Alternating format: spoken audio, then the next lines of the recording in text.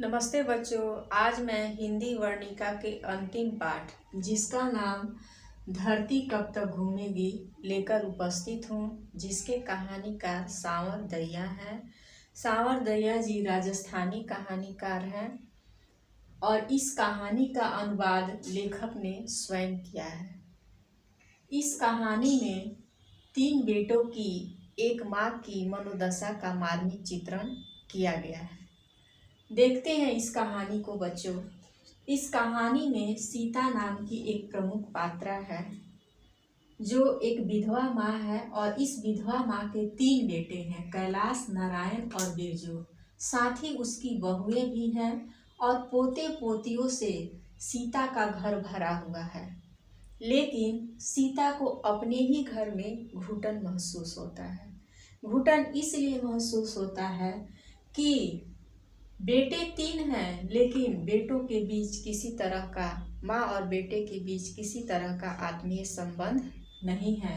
वे एक पल के लिए भी अपनी माँ के पास नहीं बैठते हैं, ना ही उसका हाल चाल, ना ही तबीयत और ना ही किसी चीज़ के बारे में माँ से पूछा करते हैं, जिसके कारण माँ को अपने घर में ही घुटन महसूस होते रहता है। वह कहती है कि जब पति जिंदा थे तो घर घर जैसा लगता था, लेकिन आज बच्चे खेलते कूदते हैं, उसके लिए बहुएं आपस में झगड़ा किया करती हैं, बच्चों को डांटा करती हैं। यह सब बातें देखकर सीता को बिल्कुल भी अच्छा नहीं लगता है। एक दिन की बात सीता के बड़े बेटे कैलाश के द्वारा अपने दोनों भाइयों को कहा जाता है कि माँ को रखने का ठेका सिर्फ मैंने नहीं ले रखा है, तुम लोगों की भी जिम्मेदारी है। तुम लोगों ने भी माँ के धन दौलत में से हिस्सा लिया है। तब नारायण कहता है कि जो कहोगे भैया मैं करूँगा। बिरजू चूंकि छोटा है वह बहुत कम बोलता है। तब ये तीनों भाई फैसला करते हैं कि माँ बारी बारी से एक एक महीना हम लोगों के यहाँ रहेगी। यह फैसला सीता को सुनाया भी नहीं जाता है, पूछा भी नहीं जाता है कि माँ क्या इसके बारे में कहती है। सिर्फ फैसला इसके ऊपर लाद दिया जाता है। होली के बाद सीता क्या करती है, अपने बेटों के यहाँ बारी बारी से रहने लगती है। जब किसी की बारी में वह जाती है तो पोते और पोतियाँ तो बहुत खुश होते हैं, लेकिन बेटे और बहू सिर्फ एक जिम्मेवारी बस 2 जून की रोटी के लिए यह अपने घर रखते हैं। इन्हें किसी तरह की खुशी नहीं होती है, लेकिन पोते और पोतियाँ काफ़ी खुश होते हैं कि दादी हमारे साथ रहेगी, हम उनके साथ खाएंगे, दादी हमें कहानियाँ सुनाएगी। लेकिन बेटे और पतों को इस चीज़ से कोई मतलब नहीं रहता है। इस तरह सीता को करीबन 5 वर्ष अपने बेटों के यहाँ बारी बारी से रहते हुए हो गया। एक दिन नारायण की पत्नी भौरी, उसके बेटे का जन्मदिन था, तो वह कटोरी में रसमलाई लेकर बिरजू के घर आई देने के लिए। तब बिरजू की पत्नी पुष्पा ने कहा कि यह धनसेठी हमारे पास दिखाने की कोई ज़रूरत नहीं है। जब तुम्हारे यहाँ माँ रहती है तो तुम उसे रूखा सूखा खिलाती हो और आज यहाँ दिखावटी दिखाने के लिए आई हो। यह बातें दोनों बहुओं के बीच काफ़ी झगड़ा होने लगा और झगड़ा होते होते सीता को ऐसा लगा कि यह जो आकाश है बिल्कुल छोटा हो गया है। यह धरती और आकाश के बीच वह घुटन महसूस करने लगती है। और इस तरह इतना ही नहीं होता है बच्चों, लास्ट में कैलाश के द्वारा अपने भाइयों से कहा जाता है कि माँ कब तक घूमते रहेगी एक दूसरे के यहाँ। ऐसा करते हैं कि हम 50-50 रुपये माँ को प्रति माह देंगे। माँ अपना स्वयं खाना बनाएगी और खाएगी और झंझटों से भी मुक्त रहेगी। जब सीता इस बात को सुनती है तो सीता की आंखें भर आती हैं और वह सोचती है कि यदि मेरे पति होते तो ऐसा दिन मुझे देखने को नहीं मिलता। और कह रही है कि जब ये मुझे मेहनताना दे रहे हैं, मजदूरी दे रहे हैं, तो मैं इनके यहाँ काम क्यों करूँ। मैं किसी दूसरे के यहाँ भी काम करके अपना पेट पोस सकती हूँ। और अगले ही दिन सुबह सीता घर छोड़कर निकल जाती है और आज उसे आकाश जो है वह खाली खाली दिखाई देता है, उसे स्वच्छ दिखाई देता है। धरती और आकाश के बीच आज उसे घुटन भी महसूस नहीं होता है। इस तरह इस कहानी का समापन होता है बच्चों।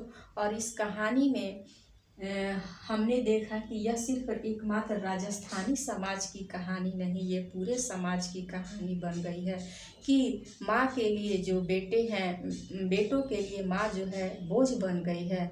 और ये इस तरह की संतान की सोच समाज को निःशेष करते जा रही है। इस तरह बच्चों इस कहानी का समापन होता है। अब हम इस पाठ के वस्तुनिष्ठ प्रश्न को देखते हैं।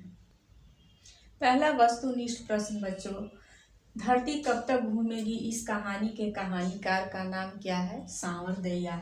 यह कहानी किस भाषा में लिखी गई है? तो राजस्थानी भाषा में लिखी गई है। धरती कब तक घूमेगी, इस कहानी के प्रमुख पात्रा कौन है? तो सीता है। सीता के कितने बेटे थे? तो 3 बेटे थे। सीता के बड़े बेटे का नाम क्या था? कैलाश। छोटे बेटे का नाम बिरजू था। नारायण की पत्नी का नाम क्या था? भंवरी। राधा ने किस चीज़ का हलवा बनाया था? तो दाल का हलवा बनाया था। रसमलाई कौन लेकर के आई थी? तो नारायण की पत्नी भंवरी लेकर के आई थी। बेटों के द्वारा माँ को कितने रुपए देने की बात कही गई थी? तो 50-50 रुपए देने की बात कही गई थी। इस तरह के प्रश्न बच्चों इस पाठ से वस्तुनिष्ठ आ सकते हैं। अब हम लघुत्तरीय प्रश्नों की ओर चलें। पहला प्रश्न बच्चों, सीता अपने ही घर में क्यों घुटन महसूस करती है?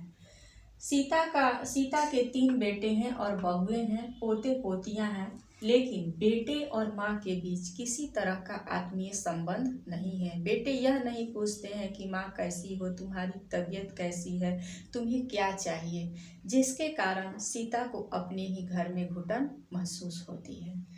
दूसरा प्रश्न है बच्चों, पाली बदलने पर अपने घर दादी माँ के खाने को लेकर बच्चे खुश होते हैं जबकि उनके माता पिता नाखुश।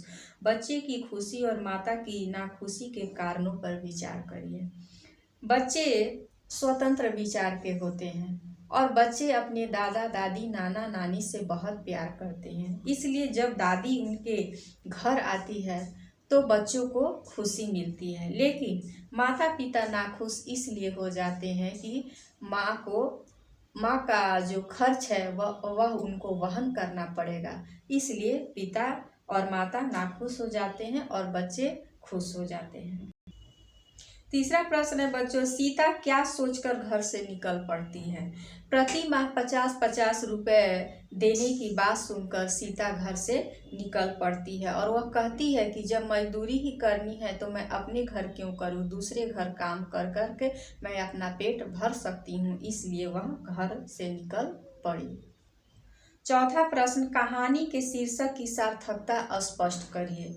प्रस्तुत कहानी धरती कब तक घूमेगी एक चरित्र प्रधान कहानी है। कहानी आरंभ से अंत तक सीता के इर्द गिर्द ही घूमते रहती है। कहानी में 3 बेटे और एक माँ की कहानी है और यह मात्र रोटी को लेकर कहानी है, जिसके कारण बेटे अपने ही माँ को 1-1 महीना रखते हैं और सीता 5 वर्षों तक अपने एक बेटे के घर जा जा करके खाती है, काम करती है और अंत में सीता को ऐसा लगता है कि मैं कब तक अपने बेटों के इर्द गिर्द घूमते रहूंगी। और एक दिन जब बेटे के द्वारा यह कहा जाता है कि हम 50-50 रुपए माँ को दे देंगे और माँ अपना खाना स्वयं बना लेगी, यह सोचकर कहती है कि जब मजदूरी ही करनी है तो मैं अपने बेटों की क्यों करूं, मैं कहीं दूसरे जगह मजदूरी कर अपना भरण पोषण कर लूंगी। इस तरह सीता घूमते घूमते घर से निकल जाती है और इस तरह जो कहानीकार के द्वारा जो नाम दिया गया है धरती कब तक घूमेगी, यह सार्थक है। इस तरह बच्चों हम इस प्रश्नों का उत्तर करेंगे। उम्मीद है यह पाठ आप लोगों को अच्छे ढंग से समझ में आ गया होगा। धन्यवाद।